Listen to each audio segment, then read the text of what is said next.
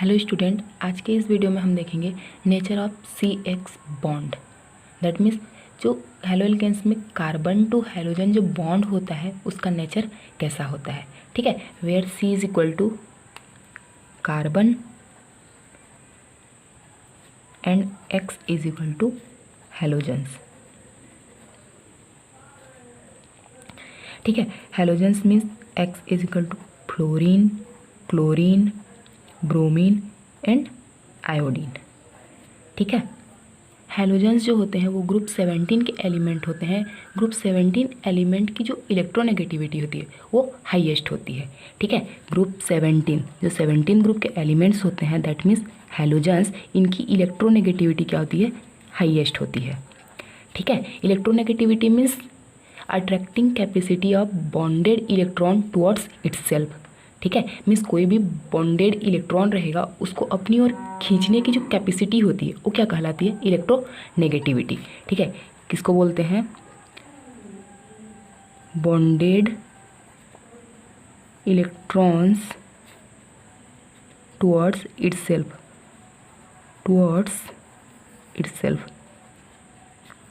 ठीक है, that means suppose हमारे पास कोई बॉन्ड है CX। ठीक है, यहाँ पर हेलोजन जो होते हैं वो इलेक्ट्रोनेगेटिव एटम होते हैं। इसकी वजह से कार्बन टू हेलोजन जो बॉन्ड होता है इनके बीच में जो बॉन्डेड इलेक्ट्रॉन होते हैं, इन बॉन्डेड इलेक्ट्रॉन को अपनी ओर अट्रैक्ट करके रखता है कौन, हेलोजन्स। इसी प्रॉपर्टी को क्या बोलते हैं, इलेक्ट्रोनेगेटिविटी। ठीक है, इलेक्ट्रोनेगेटिविटी का मतलब क्या होता है कि कोई भी कोवेलेंट बॉन्ड में जो बॉन्डेड इलेक्ट्रॉन होते हैं उनको अपनी ओर खींच के रखने की एक कैपेसिटी होती है, उसी को बोलते हैं इलेक्ट्रोनेगेटिविटी। ठीक है, अब यहाँ पर हेलोजन्स इस इलेक्ट्रॉन को अपनी ओर खींच के रखते हैं इसलिए इसको बोलते हैं इलेक्ट्रोनेगेटिव एटम। तो जो ग्रुप 17 के एलिमेंट होते हैं मीन्स हेलोजन्स जो होते हैं उनकी इलेक्ट्रोनेगेटिविटी हाईएस्ट होती है।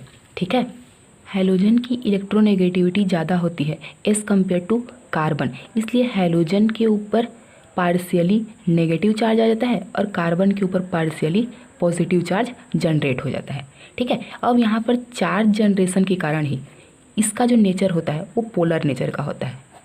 ठीक है, यहाँ पर पार्शियली नेगेटिव चार्ज होता है, यहाँ पर पार्शियली पॉजिटिव चार्ज होता है, तो यहाँ पर चार्ज जनरेट हो गए। चार्ज जनरेट होने की वजह से इनका जो नेचर होता है वो क्या होता है, पोलर नेचर होता है। ठीक है, अब यहाँ पर एक प्लस चार्ज है एक माइनस चार्ज है, तो प्लस और माइनस यहाँ पर दो चार्ज क्रिएट हो गए, तो इसको हम लोग बोलते हैं क्या, डाइपोल।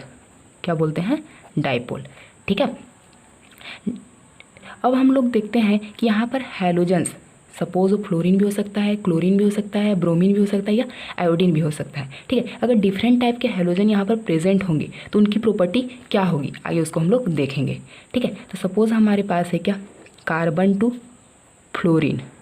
ठीक है, कार्बन टू क्लोरीन, फिर उसके बाद carbon to bromine and last है कार्बन टू आयोडीन। ठीक है, ये है क्या, order of bond length, order of bond length.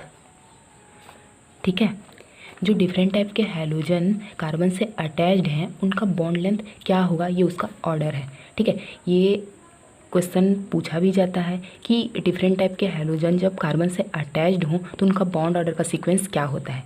ठीक है, तो ऑर्डर है क्या, कार्बन टू फ्लोरीन इसका बॉन्ड लेंथ सबसे छोटा होगा, फिर कार्बन टू क्लोरीन, फिर carbon to bromine, then carbon to iodine. ठीक है, अब ये होगा कैसे उसको देखते हैं।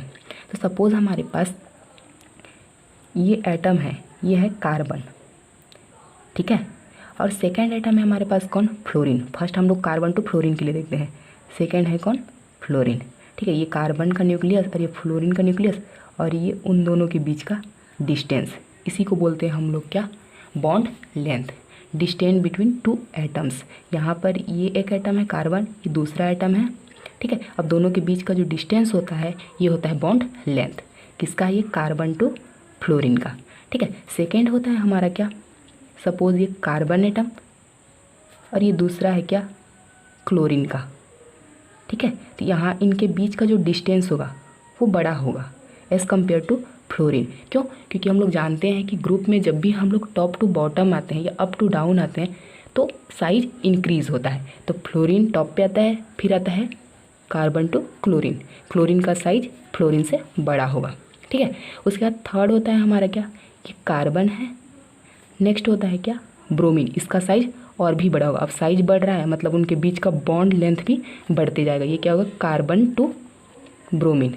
नेक्स्ट होता है हमारा क्या, कार्बन और आयोडीन, इसका साइज सबसे बड़ा होगा। क्यों, क्योंकि आयोडीन का साइज फ्लोरीन, क्लोरीन, ब्रोमीन से भी बड़ा होता है। ठीक है, मीन्स यहाँ पर जो ऑर्डर ऑफ बॉन्ड लेंथ है, इसमें सबसे छोटा बॉन्ड लेंथ होगा कार्बन और फ्लोरीन का, फिर carbon chlorine, carbon and bromine, carbon और आयोडीन। ठीक है, हमारा नेक्स्ट पॉइंट है ऑर्डर ऑफ डाइपोल मूवमेंट। ठीक है, जब भी हम लोग carbon to halogen bond nature देखते हैं तो इसमें डाइपोल जनरेट होते हैं। तो डाइपोल जनरेट होगा, दैट मीन्स वहाँ पर डाइपोल मूवमेंट भी होगा। तो डाइपोल मूवमेंट का सीक्वेंस क्या होता है उसको देखना है।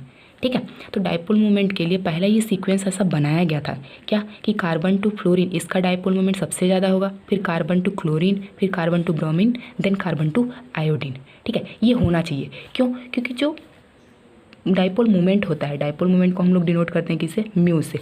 Mu is equal to electronegativity.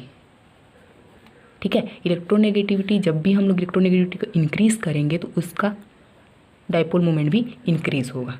ठीक है, मीन्स जो डाइपोल मूवमेंट होता है वो इलेक्ट्रोनेगेटिविटी पर डिपेंड करता है। ठीक है, अब इलेक्ट्रोनेगेटिविटी सबसे ज़्यादा किसकी होती है, फ्लोरीन की होती है, इसलिए कार्बन फ्लोरीन का जो डाइपोल मोमेंट है वो सबसे ज़्यादा होना चाहिए। फिर उसके बाद carbon to chlorine, then carbon to bromine और कार्बन टू आयोडीन। ठीक है, बट एक इसका एक्सेप्शन है। नेक्स्ट है वो हमारा एक्सेप्शनल केस। इसका एक्सेप्शन होता है कि ये जो होता है इसका सही सीक्वेंस नहीं है। इसका सही सीक्वेंस क्या होता है, कार्बन टू क्लोरीन, ये सबसे ज़्यादा डाइपोल मोमेंट शो करता है, फिर कार्बन टू फ्लोरीन, उसके बाद carbon to bromine and carbon to iodine. ठीक है, अभी होता क्यों है उसको देखेंगे। तो यहाँ पर देखते हैं, जब भी हम लोग फ्लोरीन के केस में और क्लोरीन के केस में देखते हैं, that means carbon to fluorine जो बॉन्ड लेंथ है वो carbon to chlorine bond length से कम होता है। ठीक है, बट फ्लोरीन की इलेक्ट्रोनेगेटिविटी क्लोरीन से ज़्यादा होती है। तो हम लोग क्या बोले हैं कि जो डाइपोल मोमेंट होता है वो इलेक्ट्रोनेगेटिविटी के ऊपर डिपेंड करता है। अगर इलेक्ट्रोनेगेटिविटी ज़्यादा है तो उसका डाइपोल मोमेंट भी ज़्यादा होगा। ठीक है, तो फ्लोरीन का डाइपोल मोमेंट क्लोरीन से ज़्यादा होना चाहिए। बट यहाँ पर मेन डिफरेंस ये होता है, मेन फैक्टर यहाँ पर ये काम करता है कि इनके बीच का जो डिस्टेंस है, मीन्स जो बॉन्ड लेंथ है, ठीक है, कार्बन टू फ्लोरीन जो बॉन्ड लेंथ है वो carbon to chlorine bond length से कम होता है। तो यहाँ इन दोनों में, कार्बन टू फ्लोरीन और कार्बन टू क्लोरीन, इन दोनों केस में मेन फैक्टर होता है क्या, बॉन्ड लेंथ, डिस्टेंस का। ये डिस्टेंस जो होता है वो इलेक्ट्रोनेगेटिविटी को डोमिनेट कर देता है। इलेक्ट्रोनेगेटिविटी को डोमिनेट करने की वजह से कार्बन टू फ्लोरीन का जो डाइपोल मोमेंट होता है वो कार्बन टू क्लोरीन के डाइपोल मोमेंट से कम होता है। इसीलिए इसका सीक्वेंस होता है कार्बन टू क्लोरीन का सबसे ज़्यादा, फिर कार्बन टू फ्लोरीन, फिर carbon to bromine, then carbon to iodine.